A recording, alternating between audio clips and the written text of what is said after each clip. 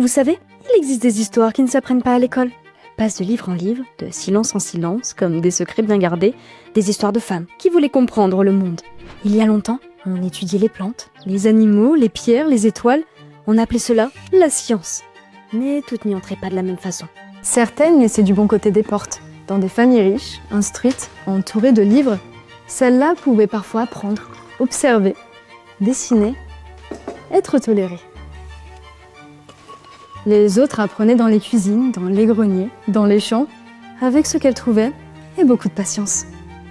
À cette époque, la science observait aussi les femmes.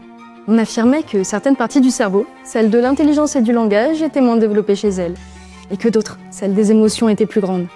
Alors on en a conclu qu'elles étaient faites pour sentir, plus que pour penser. Et pourtant, elles dessinaient sans signer, elles classaient sans être nommées, elles traduisaient sans être citées, et lorsqu'une découverte surgissait, souvent, un autre recevait le mérite. Certaines rêvaient d'horizons lointains, et les navires leur étaient interdits. Alors l'une d'elles se déguisa en homme et partit quand même. Et pendant que certaines traversaient les mers en secret, sur les murs, on sculptait des savants, des héros.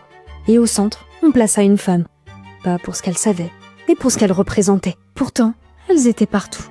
Dans les herbiers, dans les réserves, dans les bibliothèques, dans les laboratoires, riches ou modestes, connus ou anonymes. Elles ont gardé la mémoire du monde pendant que d'autres écrivaient l'histoire. C'est l'effet Mathilda, quand le travail d'une femme disparaît au profit d'un homme.